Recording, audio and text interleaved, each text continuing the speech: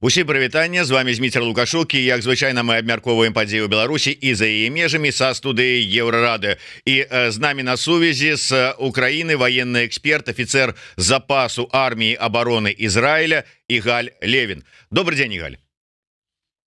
Да, добрый день, добрый день. Я сразу предупрежу наших слушателей и зрителей, что перехожу на русский язык, как шутят мои друзья из Украины, на язык оккупантов, но который позволяет нам в данной ситуации общаться и чтобы нас понимали. Ну и предупрежу всех наших зрителей, что, к сожалению, из-за проблем со светом, как вы знаете, постоянно идут атаки на энергосистему Украины российских оккупантов. Видеосвязи с Игалем нет, поэтому вот его образ в виде фотографий и голос, но голос, по крайней мере, живой. Ну и я сразу хочу всех призвать, если вы еще этого не сделали, пожалуйста, советую, сам постоянно читаю, слежу, смотрю, поэтому советую вам подписаться на телеграм-канал Игаля Левина. Сейчас ссылочка будет у нас в комментаторской, и на его YouTube-канал. Все о войне, и не только войне в Украине, но и Израиль, вот Сирия и все остальные горячие точки с такой профессиональной точки зрения. Ну и, безусловно, не забывайте подписываться на YouTube-канал Еврорады. Ставьте свои подобайки, натискайте на звоночек, расширивайте. Ну, але заховывайте беспеку. Игаль, я начну с вопроса о последних событиях. Вот я смотрю, как я уже сказал, ваш телеграм-канал, и в последнее время вы много внимания уделяете событиям в Сирии. Ну, есть даже такое, как бы такое подозрение, что вот эти события могут как-то повлиять на ход войны в Украине или, может быть, на какую-то безопасность во всем нашем регионе. Почему такое пристальное внимание с вашей стороны к тем событиям? Эти конфликты связаны. Этого наступления повстанцев его бы не было, если бы не война, которую ведет Израиль, и война, которую ведет Украина. Очень важную роль в боеспособности сил Асада, это сирийская арабская армия, играла Хизбалла и вагнеровцы. Куда делись вагнеровцы, понятно, и по какой причине. И что стало Хизбаллой, тоже понятно. И мы видим, как все эти вещи, видите, как этот эффект бабочки, знаете, это называется. Вот, они вместе связаны. И это же работает в обе стороны. Поэтому то, что сейчас происходит в Сирии, то есть России нужно выбирать, спасать теперь Асада или не спасать, это, конечно же, тоже напрямую влияет и на Украину. В любом случае, Украине глобально, это не только Сирия, но вообще глобально выгодно, чтобы Россия увязала и воевала на многих театрах. Это не обязательно только Сирия может быть. Я еще в 2022 году про это писал, что для Украины выгодно, чтобы вспыхивали еще театры, чтобы это отвлекало силы России, потому что у России много людей, у нее много людей, но у нее очень всегда все было отвратно и остается отвратно с материально-технической частью. Ну, эти штурмы на легковушках, на «Жигулях» и на мотоциклах, это нет хорошей жизни происходит. Северокорейская помощь тоже нет хорошей жизни происходит. Вот. Поэтому многие театры, они отвлекают как раз этот материальный ресурс российский, который ограничен или проседает. В то же время, как вы считаете, ну да, вот хотелось бы такой конспирологический момент один затронуть. Я уже читал такие российских пропагандистов вбросы, что не обошлось там без руки Израиля во всем этом конфликте. Возможно, там, ну, США, это понятно. Есть ли вот действительно какое-то внешнее влияние или это их внутренние дела? Слушайте, вы знаете, когда 13 лет назад начались протесты в Сирии, которые еще не переросли в гражданскую войну, когда только все начиналось, буквально на втором или третьем своем выступлении Асад да, Башар Асад, диктатор Сирии, вот, выступая, обвинил Израиль в том, что Израиль организовал эти выступления народные, вот, как это назвали, провокации и так далее. То есть это обвинение Израиля, это, ну, это не новое. Ну, то есть во всех кознях, во всех делах и каких-то своих вот, расчетах и Иран, и сирийское правительство Асада, семья Асада, всегда обвиняют проклятых сионистов, что это козни сионистов. Тут здесь ничего нового нет.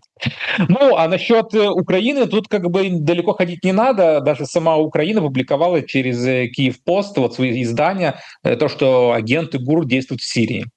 Ну, то есть это сама Украина публиковала. Ну, тут просто можно как бы додумывать сколько угодно, можно добавлять. Если действуют, наверное, что-то помогают, если помогают, то, наверное, чем-то помогают. Если чем-то помогают, вероятно, дронами, специалистами, информацией, разведданными и так далее.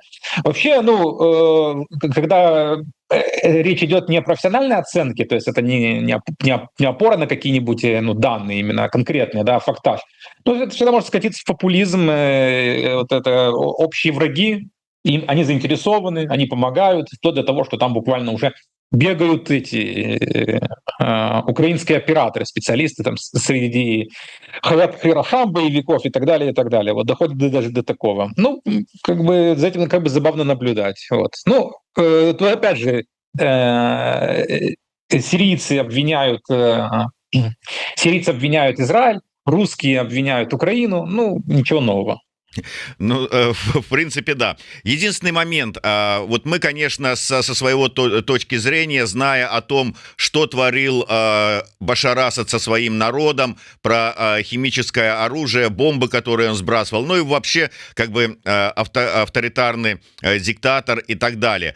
И, как бы, думаешь, народ поднялся, сбросят его. С другой стороны, смотрим на вот этих повстанцев, как бы, исламисты, которые выходцы там или имели связи честные с Аль-Каидой. Чего ждать от них? Вот в случае их победы не принесет ли это еще большего напряжения в регион и больше страданий для местных жителей? Победа там еще далеко. То есть не нужно думать, что прямо завтра все закончится. До победы там еще далеко. Даже близко еще на это все не похоже. У Асада есть Дамаск, у Асада есть еще несколько крупных городов, у него, конечно же, есть Латакия, вот с прибрежной зоны, где как раз алавитское меньшинство проживает, это основа как бы клана Асада, семья Асада — это алавиты, меньшинство в Сирии. Вот, поэтому нет, как бы тут не нужно думать, что завтра уже победят, это что называется ребелы, повстанцы, то есть сирийская национальная армия, ХТШ и так далее, нет. Но, да, это те же ХТШ, это еще уже вчерашний, ну, кстати, Джилани, Аль-Джилани, их лидер, он зачем далеко ходить? Не то, что Аль-Каида в Сирии, филиал, он помогал создавать исламское государство в Ираке, например, организовывать. А до этого сидел в лагере, ну, в тюрьме американской и так далее. Интересная личность. Нет, и если вы хотите искать в Сирии каких-нибудь хороших парней в стиле вот Марвел, есть вот абсолютно добряки и плохиши, такого там нет. Там как бы все просто у них свои интересы и так далее. Вот. Ну, например, сирийская национальная армия, их поддерживает, например, Турция. Ну, это открыто. То есть, когда говорят, что турецкие прокси или турки их поддерживают, это не игра в их там нет, как русские делали вот, на Донбассе, например, с Ордло, да, там боевиками и так далее. Нет, турки вот так и говорят, да, мы их поддерживаем, то есть они там светят своих специалистов, флаги Турции и так далее, то есть не пытаются скрывать. И сами же сирийская национальная армия, боевики говорят, да, турки. Ну, то есть здесь как бы все открыто. Поэтому это прямой интерес, да, там вот турков в Турции. Кстати, несколько лет назад, по-моему, министр был то ли это иностранных дел, ну, короче, один из турецких министров топовых говорил, что вот исконно турецкие земли, вот Алеппо когда-то был городом, когда была еще Османская империя там и так далее.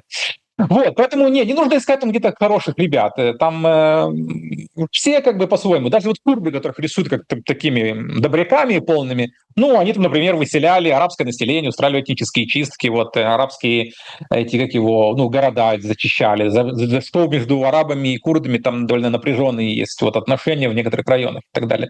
То есть там каждый, если поискать, Убивает меньше, кто-то убивает больше, но в конце концов все убивают, все довольно жесткие ребята. Режим Асада — это, конечно, не джихадисты, например, но режим Асада прославился тем, что жесткими пытками, абсолютно и не то что коррумпированной системой, а система, поделенной просто семьями как свой актив.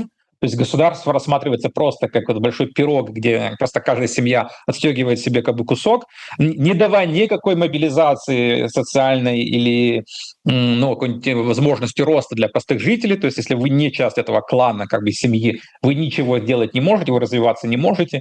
Вот. Поэтому все там, как бы, как говорится, вот один другого стоит. Вы у себя в телеграм-канале выставили видео, как сирийские ребелы перекидывают подкрепление в направлении Хама, так правильно ударение? Да. Так. Но в то же время вы отмечаете, что это тот город, который режим Асада не может отдать. Это важный и со стратегической точки зрения, и с моральной точки зрения город. Ну, короче, все идет к тому, что конфликт расширяется, конфликт становится более острым, более массовым, что это переходит в такую войну. И, с одной стороны, участвует, ну, опосредованно, но поддерживает там определенные силы Турция, как страна-член НАТО. С другой стороны, вроде бы уже и США вписываются в какие-то военные действия. Базы там есть, уже там то ли сами летают, что-то там бомбят, то ли от их проходит. Не приведет ли я к чему это? Не приведет ли это к тому, что конфликт разгорится до такой степени, что все внимание стран НАТО и США будет туда, ну, не все, но, по крайней мере, может, перефокусируется часть внимания с Украины на Сирию? Не, ну все может быть. Ну, сейчас внимание перефокусировалось уже, смотря какое внимание мы говорим про СМИ. Ну, СМИ любят как бы новые темы, вот, ну, даже вот, ну, вы, СМИ, меня позвали со мной про Сирию говорить.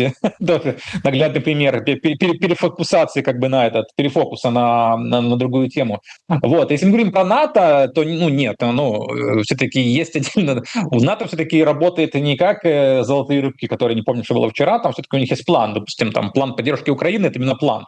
Вот, я конкретно, если мы берем отдельные страны, члены Альянса, там также Германия, которая на втором месте после США по помощи Украине, у них есть план как бы поддержки и помощи. Это никакого отношения не имеет к Сирии.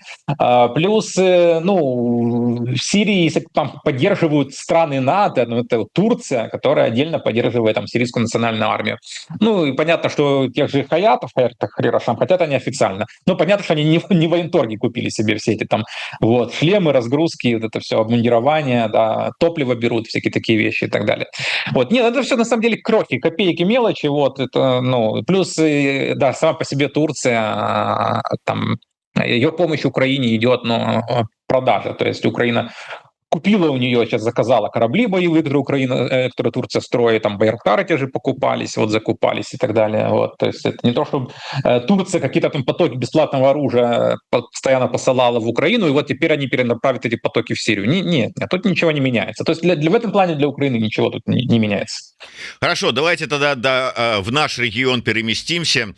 Украина, Беларусь, ну, в первую очередь Украина. Прошло время, и вот первая такая эйфория после того, как был озвучен разрешение использовать западное дальнобойное оружие вглубь территории России, ну, как бы более-менее схлынуло, и можем трезво оценивать результаты этого. Вот как вы оцениваете это разрешение, как им воспользовалась Украина, и как бы одно дело получить разрешение, а другое дело получить сами ракеты в достаточном количестве. Вот как ситуация с этим? Ну, смотрите, во-первых, у нас есть объективный контроль. Вот те даже удары, про которые относительно 3 лет полномасштабной войны, немногочисленные, потому что относительно 3 лет они только начались. Вот, мы уже видим ощутимый эффект. Ну, то есть, когда по вам прилетят баллистические ракеты, это как бы мало не покажется. Другое дело, что так долго шла вся эта история с разговорами о том, что нужно разрешить, и нужно передать, и так далее, что Россия позаботилась, что там вывела, скажем, свою авиацию вглубь России, вот, наверняка позаботилась над децентрализацией командных штабов и так далее. То есть с большей долей вероятности они подготовились к тому, что вот в этом вот радиусе там 150-300 километров не было каких-то таких прямо целей, которые будут критично по ним вот удары ракетами. Но, несмотря на это все, невозможно вести войну без концентрации усилий. Мы видим, что, например, в Курской области, где они пытаются выбить ВСУ, они концентрируют свои усилия. Концентрация подразумевает концентрацию ресурсов, логистических вот, артерий, цепочек, командные пункты, вот, штабы, конечно же, концентрация боеприпасов, всякие такие вещи, это все. Вы не можете это все раз там децентрализовать, вот, полностью там по хатам растащить повсюду. Для доступления вам надо концентрацию. И вот, ну, вот здесь Украина пользуется, подлавливает, бьет. Причем, ну, не только, кстати, теми же атакамсами, там же МЛРС, вот хаймарсами тоже бьют. Недавно был там удар по полигону с построением, где снова построение было. Вот. То есть надо смотреть дальше в разрезе времени, потому что весь вопрос сейчас с дальнобойными ракетами — это их количество, то есть насколько их хватит. Нужно не забывать, что когда Запад, например, можно слышать, когда говорят, что какие-то ракеты не хотят передавать, тут же не только вопрос политической игры или там вредности, вот, в кавычках и так далее, но в том числе и причина того, что этих ракет немного. То есть и это не бесконечный запас. То есть не то, что их там как бы бесконечное количество, и просто они жмотятся, пардон, вот просто Украины дать. Те же Таурусы, про которые так много разговора идет, и там вот оппозиция говорит, что они передадут Таурусы, вот, если сменят Шольца. И Шольц, который упирается, не хочет их давать.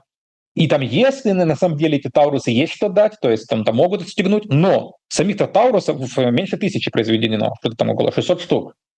Учитывая, что часть Германия продает, часть она придерживает для себя, ну сколько она сможет Украине дать? Ну, наверное, 50 Таурусов, допустим. Ну, наверное, если совсем, ну, ларч, наверное, 100. Вот, ну, где-то так. То есть это не то, что вот говорят, Шольц не разрешает Таурусы, как будто разрушит, и тогда стабильно у Украины будут там сотни, постоянно сотни этих Таурусов. Нет, это будет какое-то определенное количество этих Таурусов, которые можно будет на определенное количество целей использовать. Поэтому вопрос дальше идет уже не о самих ракетах, а их количестве. Вот, понятно, что атакамасов побольше, там возможностей побольше. Вот, поэтому будем наблюдать дальше, как оно зимой будет. Все. Я уверен, что зимой еще будут украинские удары, вот, ну, вглубь территории России. Я имею в виду именно западными вот ракетами дальнобойными. Посмотрим. Ну и тут мы подошли к вопросу о очередных красных линиях, которые начертил Кремль после вот этого разрешения, которое озвучил и Вашингтон, и Лондон с Парижем. Все ж таки, эти красные линии, они действительно в данной ситуации, ну, какие-то красные, которые остерегаются пересекать, или их уже пересекли, и никто давно на эти угрозы Кремля внимания не обращает? И стал ли вот как бы ответом Орешник, вот этот вот удар этим Орешником? То есть вот можно что-нибудь более-менее конкретное про него, насколько это действительно что-то там, какой-то ноу-хау, какое-то там аналоговое нет оружия? Не, про Орешник уже так много все высказали, что как бы аж неловко про него повторяться, потому я думаю, нет смысла, можно просто загуглить Орешник, и там весь YouTube, все эксперты, все обозреватели над этим смеются. Нет, это глупость, как бы, вот. Здесь, ну, очевидно, что там тех же американцев даже близко не напугало, они сказали, мы не видим в этом никакой, как бы, там, эскалации, мы как помогали, так и продолжим помогать. Это что касается Орешника. А что касается красных линий, ну, так мы видим, что Путин прочертил новую красную линию. Он сказал, что не допустит того, что Украине передадут ядерное оружие. Так Салливан вчера выступил и сказал, что они не планируют Украине передавать ядерное оружие. Ну, видите, как все хорошо. Вот прочертил новую красную линию. А американцы сказали, что нее не будут пересекать. Значит, все остальное делать можно. Значит, можно дальше и ракеты передавать, и бомбить, и стрелять, и так далее, и так далее. Вот. Ну, все давно уже знают, что все красные линии Путина — это коричневые линии, вот на самом деле. Вот. А сейчас красная линия, чтобы не передавали ядерное оружие, ну и пускай. Вот. Все согласны.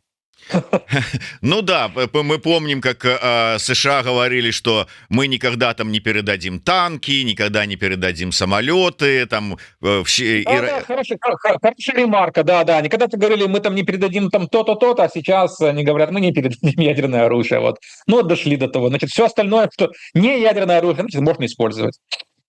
Кстати, насчет ядерного оружия, вот насколько все ж таки, я понимаю, что это из разряда предсказаний, но глядя на то, как вот опрос был россиян, где там 40% высказались за то, что так надо срочно там ударить не только по Украине, но где-нибудь там и по Европе, может быть, действительно вот к этой угрозе мы приближаемся очень опасно. Какой угрозе? Ну, удар ядерным война? оружием. Ну, все может быть. Ну, может быть, завтра кирпич на голову упадет, тоже ведь может быть. Ну, то есть ядерное оружие, это же как бы, ну, из разряда, ну, то есть, оно будет, оно будет. Ну, то есть, всем понятно, что любое ядерное государство может ударить ядерным оружием. Почему мы именно России боимся, да? Почему не Северная Корея? Почему не, знаю, не Индия с Пакистаном, там, например, и так далее? Ну, есть ядерное оружие. Вон американцы воюют по всему миру, у них тоже есть ядерное оружие. Никто же не говорит, что сейчас они по кому-нибудь ударят. Ну да, тут как бы все зависит от того, с кем имеешь дело, у кого есть это ядерное оружие. От России действительно можно ожидать. Да, именно так. Но дело в том, что Путина пытаются подать как такого иррационального какого-то такого вот психопата. Он не психопат. Вот. Он человек довольно расчетливый, холоднокровный и рациональный. Вот. Он спецслужбист. Он спецслужбист, и как любой спецслужбист, он расчетливый. Тут нужно подумать, как же так, почему же он на Украину напал такими малыми силами, и где здесь как бы рациональность. Но дело в том, что просто это спасибо разведке вот, российской, которая сказала ему, что все в Украине, там маленькая такая хунта фашистов, а все остальные там ждут, с цветами будут встречать. Поэтому туда просто насколько можно заскочить и в сути, повторить крымский сценарий в таком масштабах всего государства. Ну, здесь просчет просто, здесь абсолютно просчет. А во всем остальном Путин абсолютно рационален. То есть он не является фанатиком, психопатом, вот в смысле каких-нибудь фундаменталистов религиозных, например, и так далее. Он любит жизнь, он любит править, он хочет, чтобы его признавали, он хочет, чтобы с ним считались. Вот. Фанатика не интересует вот это вот признание и популярность. Мы видим, что, например, фанатики, там, допустим, лидеры Хизбаллы, которые воевали всю жизнь против Израиля, их фотографии публикуют после смерти. То есть они были абсолютно анонимными, у них не было фотографий, их нигде не публиковали. Их уважали и знали только там маленький узкий круг бойцов и каких-нибудь командиров полевых и так далее. Путин же хочет вот этих официозов вот, выступать, приезжали, там, БРИКС, показать, что он тоже часть вот, мировой архитектуры, там, вот этих лидеров и так далее, и так далее. Он не является фанатиком, который вот, ну, религиозным, вот, в смысле именно таких вот ну, психопатов. А как вы считаете, с этой точки зрения, такое желание неуемное Лукашенко заиметь то ядерное оружие, чтобы вот поставили российское на территории Беларуси, то вот во время сейчас очередной встречи с Путиным там на ОДКБ он заявил, что вот я тут старшему брату сказал, давай свой орешник, мы тут ждем, площадки готовы. Зачем вот это вот? С какой целью? Вы же видите, как очень быстро все такие вот процессы могут происходить. Алеппо за 3 дня. Казалось бы, да? Вот. Россия и Турция договорились. Алеппо — город, где 2 миллиона населения, на минуточку. То есть там многие годы режим Асада, который там поддерживается и так далее, выстроил там свою оборону. Ну, что может пойти не так, как говорится? И тут резко, как говорит, это вот, как говорится, все начинается вдруг, без объявления войны, без предупреждений, стремительным наскоком. Ну, то есть Лукашенко прекрасно понимает, что таким же стремительным наскоком там НАТО может порешать вопрос вот с диктатурой в Беларуси. Вот. Поэтому он хочет какие-то гарантии себе. Вот, ядерное оружие, союзное государство, российские войска, российские наемники, неважно. То есть какая-то общая спайка вот с Москвой, которая не даст так возможность так вот наскоком, допустим, тем же, допустим, Европе, да, и НАТО, ну, порешать вопрос с его диктатурой, например. Ну, при определенных тех или иных раскладах. Уже понимаешь, что вся ситуация с Алеппо, это тоже не было такое, что, ну, там, Эрдоган, этот Аль-Джулани, другие проснулись утром и сказали, а давайте наступать на Алеппо. То есть не было так. То есть это определенно была какая-то вот задумка. Вот, и подготовка. Вот, ну, Лукашенко диктатор кровавый, но он не дурак. Был бы он дурак, он бы столько времени у власти не удержался. То есть, и он как человек хитрый и человек умный цепляется за власть и понимает прекрасно, что им нужны какие-то гарантии. Отсюда вот эти все разговоры и про ядерное оружие, и про российские войска, и там его невмешательство, вот, его там незаинтересованность, его там, допустим, участвовать в конфликтах и так далее, и так далее. Игаль, самое такое, я не знаю, не то чтобы больное, но вопрос, на который хотелось бы иметь ответ, и никто не может конкретно объяснить ситуацию, в чем причина и что за этим может стоять. Смотрите, по подсчетам белорусского гаюна за ноябрь в Беларусь зашел 151 дрон, ну, шахеды в основном, и в ночь со 2 на 3 число зашел 21 шахед. И никто не может объяснить, что за этим стоит. Они случайно заходят, их перенаправляют, их специально запускают. Вот как вам видится эта ситуация? Почему вы не учитываете такой вариант ответа, как все ответы верны? Ну, возможно, конечно.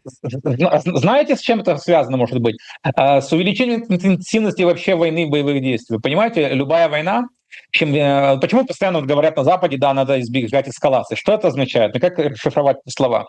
Это выход за границы конфликта. То есть конфликт происходит в определенных границах. Очень важно вот мировым планировщикам и так далее, чтобы как раз это был управляемый хаос. Теперь любая война — это вот такая закономерность. Если чем больше она обретает вот, динамики вот, и агрессивности, жестокости, интенсивности, тем больше происходит ее как бы выход за ее границы и так далее. Мы видим, что использование Россией беспилотников, этих шахедов конкретно по Украине, растет. То есть Россия использует все больше и больше шахедов по Украине. То есть у нас просто статистически, чем больше вы используете таких средств, тем больше у вас может быть возможностей и сбоя, и перенаправили, и сбили с помощью РЭБ, и испорченность какая-нибудь, он не туда залетел, да, и неправильно запрограммировали и так далее. То есть вы же понимаете, это же законы больших чисел. Чем больше вы запускаете, тем больше у вас есть вероятность того, что это будет выходить как-то за рамки. Потому что когда вы запускали там, допустим, 20 шахедов, ну, маленький шанс, что если кто-то куда-то залетит, а если залетает, то это такой единичный случай, который быстро все забывают. Но когда вы запускаете не 20 шахедов, а 200 шахедов, да еще и постоянно, то, конечно, вот будут постоянно залетать 2-3 шахеда куда-нибудь, вот, то в Румынию, то в Молдову, вот, то в Беларусь, то в Польшу, и это уже становится заметным. То есть, когда это уже не один шахед на пару месяцев, а буквально каждый месяц по несколько шахедов, то это становится заметным. Вот и все. То есть это связано просто с интенсивностью, которая растет, увеличивается. То есть Россия увеличивает использование шахедов, а не то, что использует так же, как и раньше использовала, и что-то вдруг изменилось. Нет, просто и стало больше шахедов. Ага, и как можно, ну, как бы проанализировав, предсказать, может быть, или там сказать, чего дальше ожидать? Потому что что-то сбивают, что-то вот говорят, что они пропадают, но не приведет ли это действительно в результате к тому, что они просто будут, ну, как бы взрываться на улицах белорусских городов? Я еще раз не понял вопрос, не понял?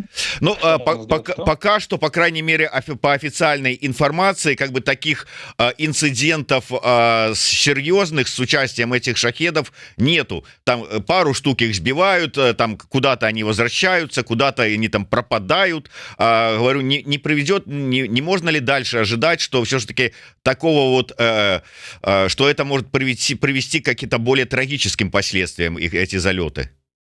Не, ну может что угодно ожидать. Ну, то есть, если к вам что-то прилетает, все взрывается, то может прилететь, взорваться, и могут пострадать там эти мирные граждане и так далее. Может что угодно ожидать. Просто, опять же, тут все вопросы к России. Чем больше Россия будет увеличивать интенсивность использования всевозможных средств поражения по Украине, тем больше будет вообще расти интенсивность того, что будут попадать под раздачу невиновные. Не обязательно, кстати, Беларусь или, скажем, Польша или Молдова вот, с Румынией, но даже, например, это, что Россия постоянно бомбит Украину фугасными бомбами, своими ПК-модулями, которые там у них кустарно созданы, и постоянно у них есть сбой, и они сходят ну, раньше времени и падают по территории России, по Белгородской области и так далее. Недавно был случай, когда вот у них бомба прилетела по детскому саду, то ли школе детской вот, начальной, и чудом не взорвалась. Если бы она взорвалась, то там и куча детей погибла. Вот. Почему это случилось? Потому что интенсивность использования вот таких вот бомб с УМПК России растет. Она больше их использует, больше перенагрузка идет на интенсивность на авиацию. Им плевать как бы на то, что маршрут этих самолетов проходит над их территорией, над городами. И мы видели, как уже эти бомбы сходили и складывали им целые подъезды в Белгороде, и там люди погибали у них и так далее. И сюда мы видим эти случаи, которые увеличиваются. И это касается всей номенклатуры вооружений. Количество ракет, количество дронов, количество шахедов, чего угодно бомб. Чем больше Россия все это будет использовать, тем больше у нас будет таких случаев, и тем выше растет вероятность, что могут пострадать невиновные. Игаль, еще один такой вопрос. Помните, в 22 году вот этот вот мем, который от Лукашенко пошел, про карту и о том, а сейчас я вам покажу, откуда на Беларусь готовилось нападение, там 4 направления. Сейчас, оказывается, там подвезли новые карты и спецслужбам, и Лукашенко, и пропагандистам, и они создали фильм, где рассказывали о том, как готовятся внешние силы готовят нападение на Беларусь. В первую очередь, безусловно, это белорусские добровольцы, которые сейчас служат в Украине. Это полк Калиновского. Остальные, которые будут заходить с территории Украины, создавать там Кобринский плацдарм, там еще какие-то там плацдармы, потом определенные там посполитое рушение с Польши, какие-то таинственные еще белорусские бригады, видно на джипах, 150 джипов с Литвы, ну и там спящие вооруженные ячейки внутри краины, внутри страны самой. С точки зрения вот военного аналитика, как вы считаете, насколько реально, вот что может быть за этим стоять? Может быть хоть какое-то рациональное зерно в этих пропагандистских фильмах, или там все от начала до конца вот какая-то, не знаю, там конспирология и выдумки? Не, конспирология.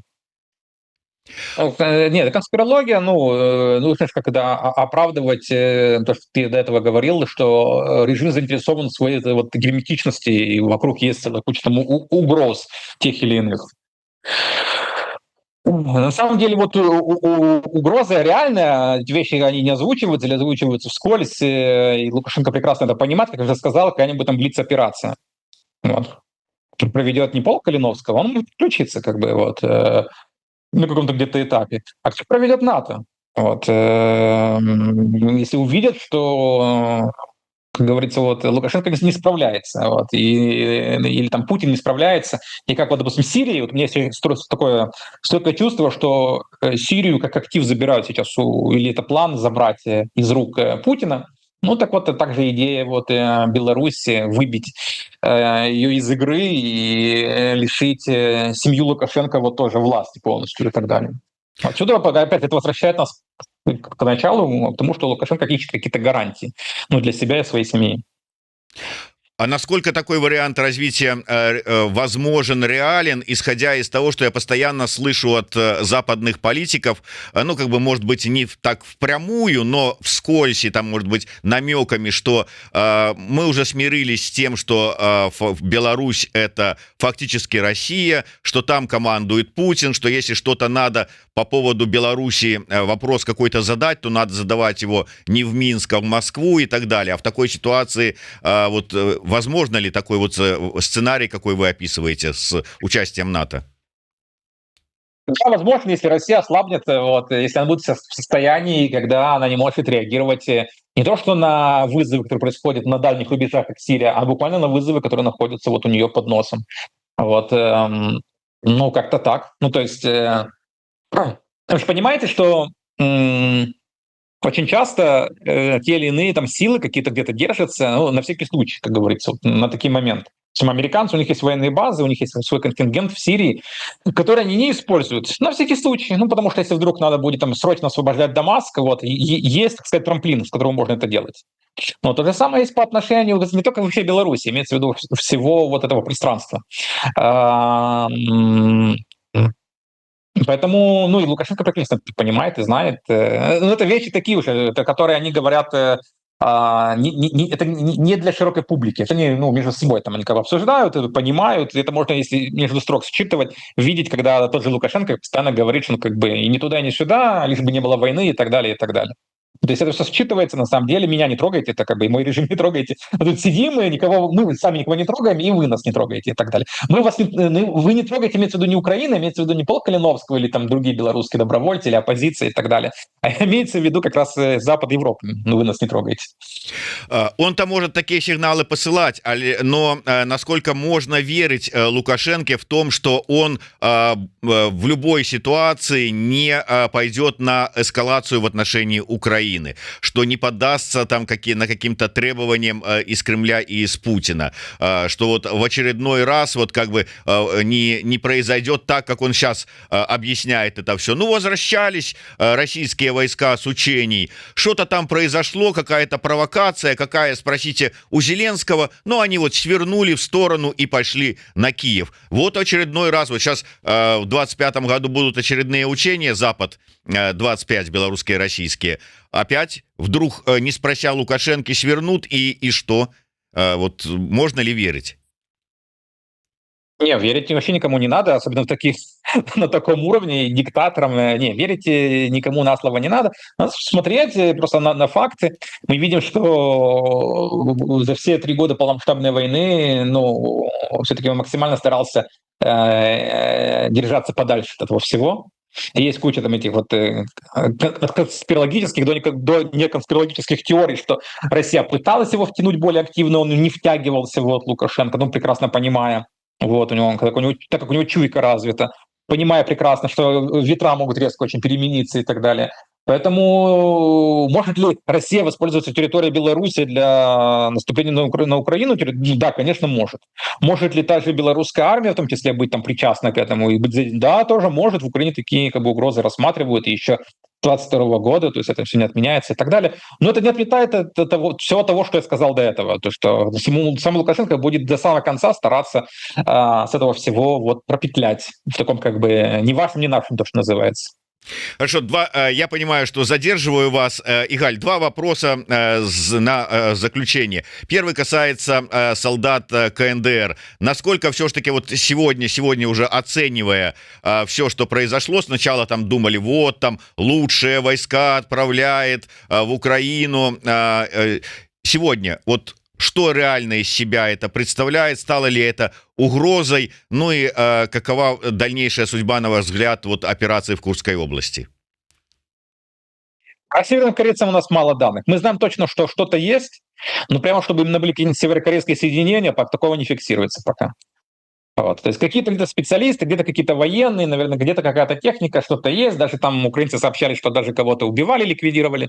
Но это все равно так вот полутуманно, иногда то, что называется, нужно на слово верить, вот, без объективного контроля. Прямо буквально объективный контроль, когда у нас там вот будут фотографии, когда там где-то взвод северокорейцев где-то погиб и так далее, такого у нас не фиксируется, мы такого не видим. Значит, Курское братство, мы видим, что там абсолютно безуспешно украинцы отбиваются, держат Суджу, и вокруг Суджи как раз села, которые, деревня, это Россия, деревни, которые вокруг там Суджи вот расположены и так далее, удерживают. Россия там сконцентрировала группировку в 50 тысяч человек, возможно, даже больше уже, потому что оценка несколько недель назад была. И безуспешно пытается вот выбить украинцев с территории Курской области, но у них это не удается. Вот и есть высокая вероятность, что они как раз до момента, как администрация Трампа вот вступит в свою работу, хотят это сделать, чтобы как раз на территории России не было вообще украинцев, не было ВСУ. Но у них это не получается, не выходит. То есть украинцы успешно отбивают все их попытки контратаковать российские.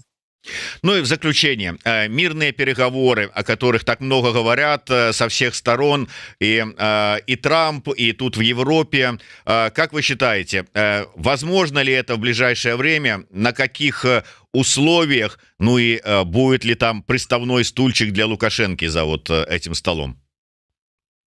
Я не вижу никаких вот этих предпосылок, чтобы такие переговоры могли быть начаться. То есть, это нет. Мы должны не забывать, что по-прежнему этот план Трампа пресловутый, про который много раз говорили, его же как бы нет. Трамп никакого плана-то не выкатывал. То есть это все в основном в СМИ говорили, или говорили, что это аффилируют как бы к Трампу, что он, скорее всего, захочет. Но сам Трамп никакого плана пока не выкатывал, или предложение. Как он говорит, deal, да, сделка. Поэтому пока мы не видим конкретно этой deal, вот этой сделки, которую хотят предложить, это абсолютно, ну, просто у нас как бы гадательная кофейная гуща. Зачем таким заниматься? Когда американцы выкатят им официально, вот администрация Трампа, смотрите, вот у нас есть планы, теперь что скажут русские, что скажут украинцы, тогда можно будет делать какие-то с этого выводы. Пока это все просто гадание. Вот. Но я не вижу никаких, вот действительно, война продолжится, война будет в 2025 году между Россией и Украиной, я не вижу никаких. Так что какие там стульчики для Лукашенко, я не знаю. Вот. Возможно, какие-нибудь стульчики есть, но не в этот раз. Понял, спасибо большое, Игаль. Я хочу извиниться перед нашими слушателями и зрителями за то, что вот видео нет, но сами понимаете, какая ситуация сейчас в Украине. Россия постоянно бомбит энергетические объекты, энергоструктуру Украины, поэтому есть проблемы со светом, но спасибо за то, что хотя бы звуком к нам присоединились. И еще раз ко всем: подписывайтесь на телеграм-канал Игаля Левина, на его YouTube канал, следите за тем, что он выставляет, это очень интересно, сам постоянно слежу. И, естественно, не забывайте подписываться на YouTube канал Еврорадио. Живе Беларусь, слава Украина. Спасибо, Игаль. Да, всего доброго.